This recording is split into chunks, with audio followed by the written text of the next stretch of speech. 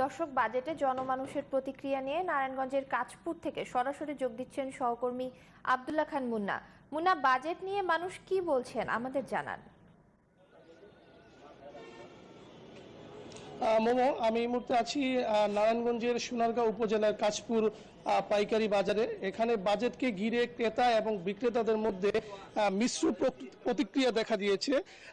বিশেষ করে বাজেটে কি কি পণ্যের দাম বৃদ্ধি পাবে, কি কি পণ্যের দাম হ্রাস পাবে, এ নিয়ে ক্রেতা এবং বিক্রেতা উভয়ের মধ্যেই আসলে মিশ্র প্রতিক্রিয়া আমরা দেখতে পেয়েছি। তারপরে বাজারে বিশেষ করে যে সকল কোমল পানীয় রয়েছে, তাছাড়া বিভিন্ন প্রকারের জুস, আইসক্রিম সহ বিভিন্ন পণ্যের উপর কিন্তু বাজারে প্রস্তাবনা বাড়ানো হয়েছে যে যেন দামটা বাড়ানো হয়।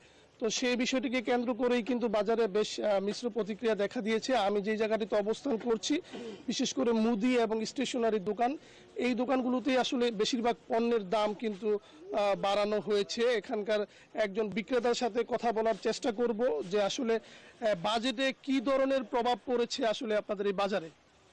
বাজেটে আমাদের বাজারে তেমন কোনো প্রভাব পড়ে নেই, কারণ হচ্ছে নতুন বাজেট হচ্ছে, নতুন বাজেটে নতুন কোনো পণ্য এখনো আসে পৌঁছে নেই। অথবা আমাদের কাছে যে মালগুলো ছিল আমরা পূর্বের রেটে এখনো বিক্রি করতেছি। ক্রেতা এবং বিক্রেতার মাঝে তেমন কোনো কনফিউশন এখনো পর্যন্ত নেই। ধন্যবাদ আপনাকে, যেমনটি জানিয়েছিলেন। অপরদিকে বিশেষ করে মুদি দোকানি যারা রয়েছেন এবং স্টেশনারি, তারা যেটি বলছেন, সিগারেটের যে বাজার বা মার্কেট, সেটি কিন্তু প্রতি বাজেটই কিন্তু বৃদ্ধি পায়। তাছাড়া যারা নিম্ন আয়ের মানুষ, বিশেষ করে রিক্সা চালক, ভ্যান চালক সহ আরও যারা দিন আনে দিন খায় শ্রমিক রয়েছে, তারা যেটি বলছে যে তাদের যেই সীমিত আয়ের যে চলাফেরা, সেই চলাফেরার মধ্যেই কিন্তু আসলে বাজেট আসলেই তাদের জীবনযাত্রার মানের উপর একটি প্রভাব পড়ে। কারণ বাজেটকে কেন্দ্র করে কিন্তু বিশেষ করে যারা বিক্রেতা রয়েছেন, বিভিন্ন অসাধু সিন্ডিকেট রয়েছেন, তারা কিন্তু পণ্যের মজুত করে রাখেন আগে থেকেই, যেন বাজেটের পরে দাম বৃদ্ধি করে পণ্য বিক্রি করা যায়।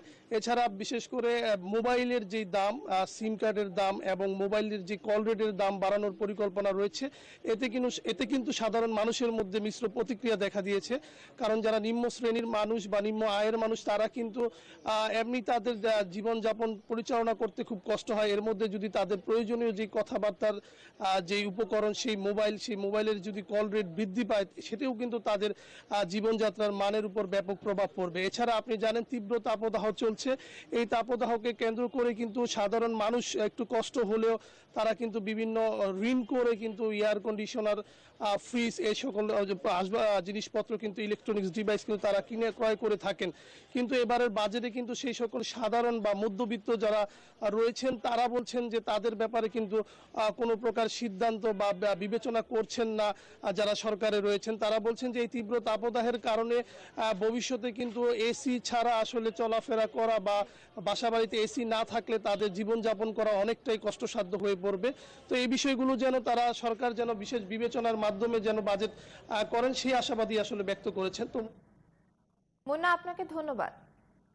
দর্শক, নারায়ণগঞ্জ থেকে এতক্ষণ আমাদের সঙ্গে যুক্ত ছিলেন সহকর্মী আব্দুল্লাহ খান মুন্না।